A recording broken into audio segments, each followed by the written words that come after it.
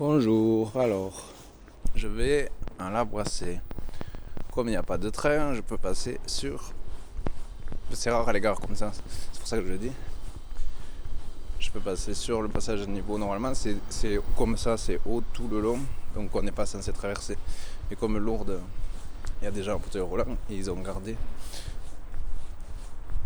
ce qu'il y avait avant dans toutes les gares et qu'ils ont supprimé, sauf à Lourdes. Ils ont gardé le passage pour les fauteuils roulants, qui sert à tout le monde du coup, pas seulement pour les PMR, personnes à mobilité réduite. On peut tous le prendre, sauf qu'il y a un train, danger pour la sécurité, assurez-vous de traverser. Assurez-vous avant de traverser qu'aucun train n'arrive dans les deux directions. Donc, on va visiter parce que Claire elle arrive dans 6 minutes. Après, ils ont refait cette voie. Ça se voit, c'est tout récent, c'est la première fois que je le vois, pour ça que je dis je vais visiter avant, c'était en travaux.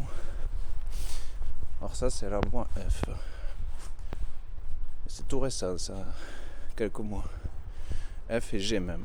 Voie F et G, les deux dernières. Danger pour votre sécurité, empruntez le passage souterrain. C'est vrai que c'est plus simple, enfin, c'est plus sûr, c'est plus safe, c'est safer. Parce que il n'y a pas besoin de savoir si un train arrive. Mais si on sait qu'il y a un train qui arrive, on peut prendre effectivement. Des fois on n'a pas le choix. Quand il y a un train, on n'a pas le choix, on ne peut pas traverser. Bon là, il n'y en a pas. Donc Claire, il faut que je lui demande son numéro de place pour savoir. Mais bon, à chaque fois, elle est vers le fond. Donc elle risque aussi d'être vers le fond. Dans tous les cas, le dernier banc est celui que vous pouvez voir ici, après la poubelle. Donc, comme je vais m'asseoir, attendant que son train de nuit arrive, de Paris-Austerlitz, en passant par Pau, en passant par Dax, Pau et donc Lourdes, et après il s'arrête à Tarbes. Voilà, je vais me mettre là. Et il va bien finir. Pourquoi? Ah pardon, j'ai mis mon doigt, désolé.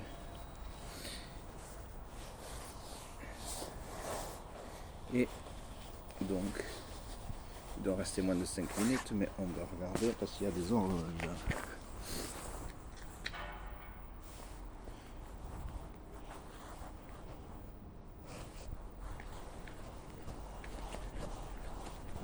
Il faut revenir pour regarder les horloges.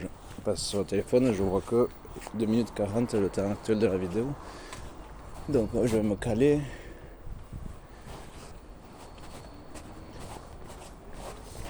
Voilà, là, il est 9h14. Donc dans 4 minutes elle va arriver. Je me suis calé sur l'horloge mécanique. Parce que j'ai pas trouvé d'horloge numérique. Ça c'est important. Le passage, la révolution numérique, le passage entre l'analogique, c'est les horloges mécaniques, les horloges à cadran. Mais ça d'ailleurs, ça amène un incipit qui est important parce que les aiguilles des horloges tournent vers la droite, alors que la planète Terre, sur laquelle nous sommes, et la plupart des planètes, même pas que la Terre, tourne dans l'autre sens, tourne dans le sens antichronologique ou rétro-horaire, comme vous voulez. Elle tourne vers la gauche, la Terre. C'est pour ça qu'on voit le soleil se lever à l'est. Et l'est c'est derrière, alors comme il y a des nuages on ne le voit pas. L'est c'est par là, mais ici on voit que c'est plus clair. Donc le soleil se lève à l'est, c'est partout comme ça. Quand il y a des nuages c'est l'endroit le plus clair où le soleil se lève. Par là c'est pour aller à Toulouse. Et donc par là c'est pour aller à Pau, Bordeaux ou Paris, Lourdes. Donc, bon, mais comme marcher fait du bien, et que de toute façon Claire elle arrivera vers la lettre V, parce qu'à chaque fois c'est comme ça, les Parisiens descendent vers le V. Donc,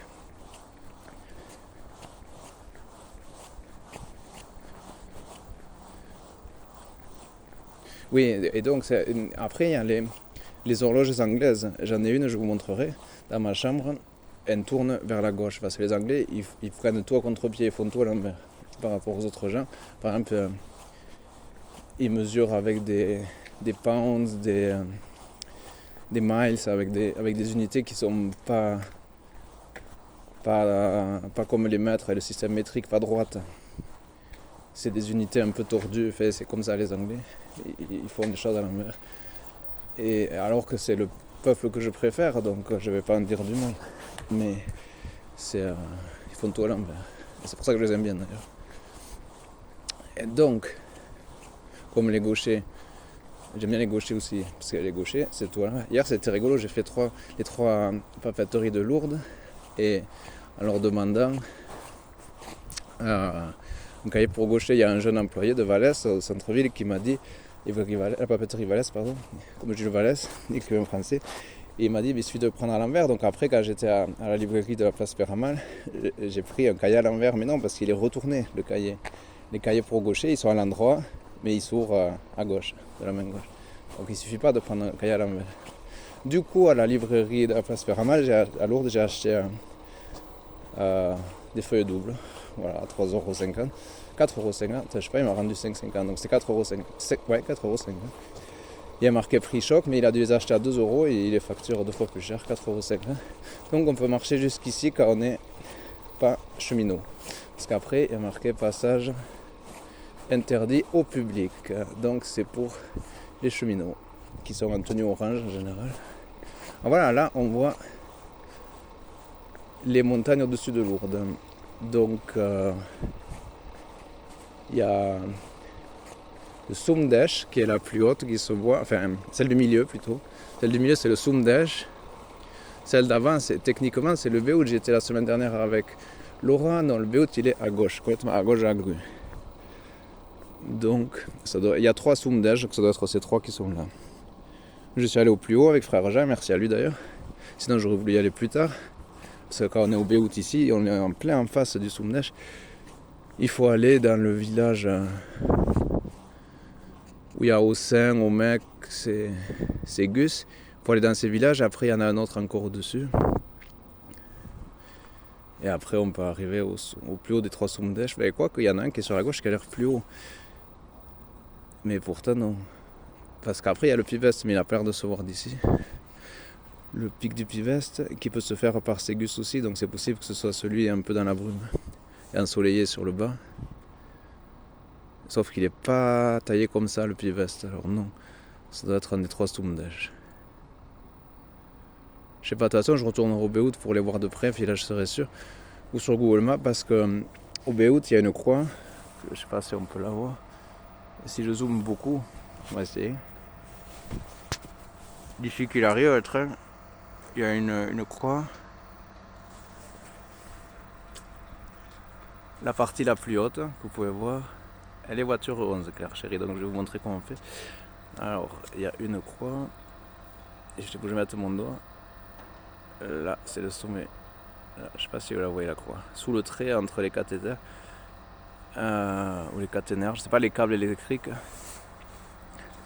Les caténaires, les cathéters c'est à l'hôpital, voilà, il y a les 2 cheminots, ça veut dire il va arriver.